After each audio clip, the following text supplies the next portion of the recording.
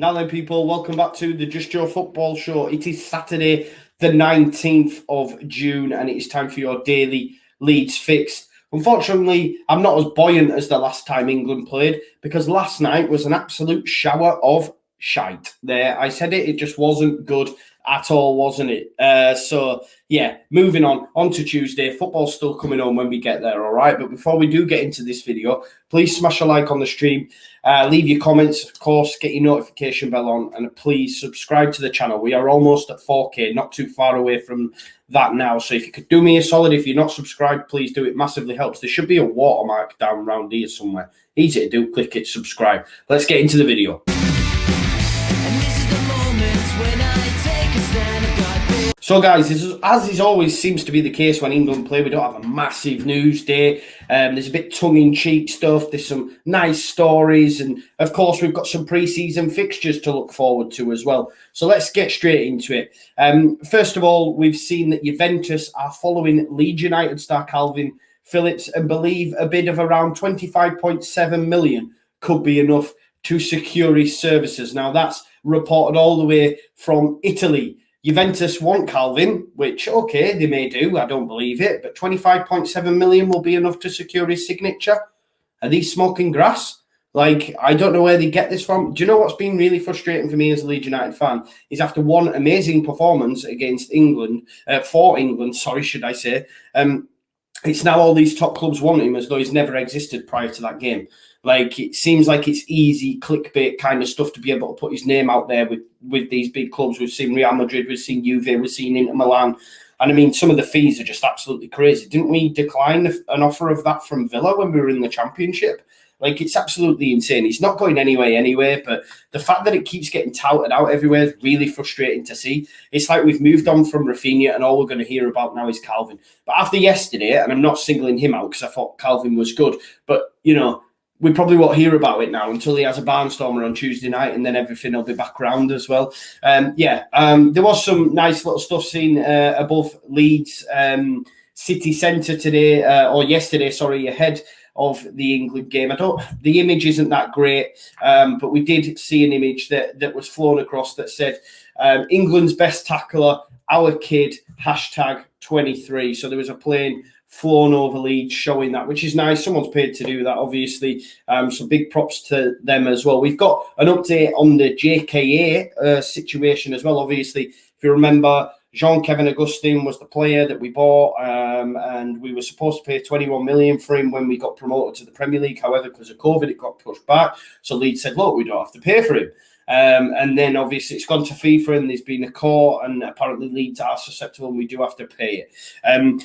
Of course, Leeds are going to appeal, but if in the case that the situation is upheld, then finance expert Kieran Maguire has been given a bit of insight on the matter, and he said, look, in the fact that Leeds lose the case, they will hold Augustine's registration, which means they can sell him to any club.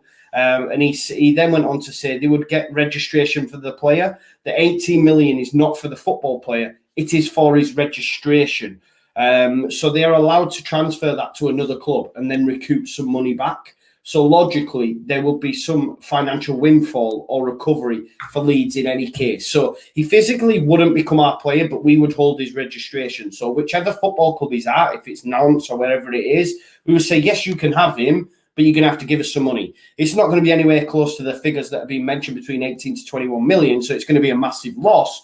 But, you know, if it does end up getting upheld, he's not going to be our player wherever he's at. They're going to take his registration and we're going to get some money from them. But I don't know what's going to happen with the JK situation. It's probably just going to ramble on. Left-back situation, Beren Cross and the Leeds live crew have been looking at a number of different left-backs. Obviously, we know about the Perraud one. We know about Maxwell Cornet. We know about Javi Gallan. Javi Gallan's the one for me. He would be the one that I would prefer us to get.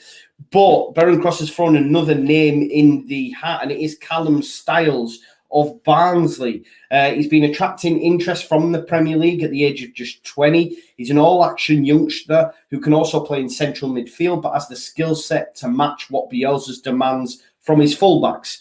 And if we can't find what we're looking for on the continent, then maybe the answer to the left-back situation could be right under their nose. And of course, the Barnsley manager may be moving on. It looks like West Brom may be after him, and that then may throw a spanner in the works at Barnsley and cause a little bit of unrest. So Callum Styles could be an option for us, as I say. Young lad, plays in midfield and at left-back. It's a name that's been thrown out there. And if it's getting thrown out there from the likes of Berren, etc., it's worth taking note of. We also seen as well, guys, that our first 3 pre-season friendlies were announced. They are, of course, against Guiseley, which I've been to a couple of times because it's a regular visit. No York this time, but Guiseley, Blackburn and Fleetwood Town. Of course, Fleetwood Town is Simon Grayson's new club. So that's interesting. Them games will be played on the 27th for Guiseley, 28th away at Blackburn, and Friday the 30th of July at Fleetwood Town. It's highly likely that Leeds United aren't going to get no pre-season games at home, because obviously we asked the football club for an away tie for our first weekend due to the pitch and the new pitch and everything and the drainage that's been put in. So we're not going to get a pre-season game at home. I wouldn't have thought so anyway. You know, we normally have one before the season starts, the weekend before. But yeah, these are the games. You can actually buy tickets for the Guiseley game already online. So if that interests you, go on to, Leeds United website or go to Guiseley website. The tickets are £16. I think I'm going to be going myself. So if you're there, let me know. We can meet up. We'll have a chat. We'll get you on one of the vlogs. But yeah, pre-season's announced already. We're not even finished the Euros, and we're already looking ahead to them pre-season fixtures, which, I can't wait for. And of course, it'd be nice. I seen the Square Ball tweeting about, what could be better than a Friday night down at a seaside town like Fleetwood, when everything's full up, back open, and all Leeds fans rock up into town. So that's that would be a good, nice trip, wouldn't it? I'll see if I can twist our lass's arm, and hopefully she might come down with me for the weekend. Some more fixture news. As we knew already that we were going to have changes, we found out that Villa and Crystal Palace are 2 of the games that Amazon have picked up, and they're going to be changed. Well, it turns out, guys, unless there's a Friday night game, we are going to be the curtain raiser on the Premier League this season, because our game, I assumed it would have gone to Sunday. I assumed it would have been Super Sunday, but it's not. It's been chosen by BT. Of course, unsurprisingly, someone was going to pick up this fixture, but BT Sport have selected it for their opening match, 12:30 slot on the opening weekend. So it will be Saturday, the August the 14th at 12:30. So we will kick off first on that day. Fingers crossed we can get a positive result, because there'd be nothing worse than you're looking forward to the season starting, all the fixtures are back, you play first on Saturday, you lose, it ruins your weekend. But coverage for that game will start from 11:30, obviously, on BT Sport. And our second away fixture of the season, which is against Burnley. So, of course, we play Man United, then Everton at home, and then we've got Burnley. That has also been moved to Sunday, August the 29th. That's on at 2 p.m. So that's going to be part of a double header on Super Sunday. So already we're going to have 2 games switched around for Sky and BT, or just for TV in general. And some nice news as well, guys. Liam Cooper surprised youngster Alfie Moore, 10-year-old.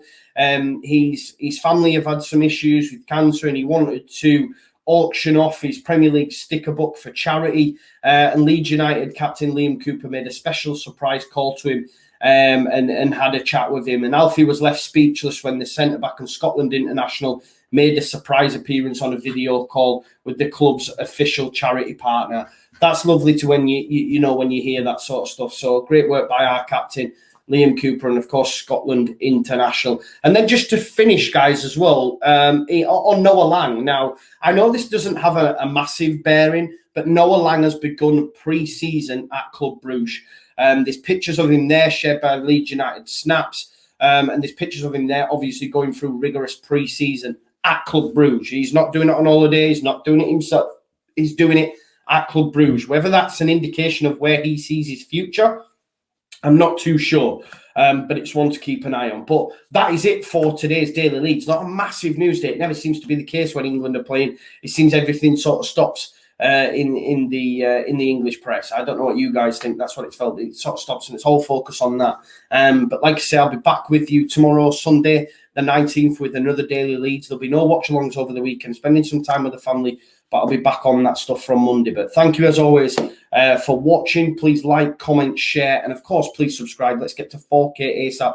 My goal is to get to 5K before the season starts, which is August. So hopefully we can do that. Thanks, as always, for tuning in, and have an awesome weekend. And for all them fathers out there, look forward to Father's Day as well. I hope you have an amazing day, and I'll see you in a bit. Leeds, Leeds, Leeds.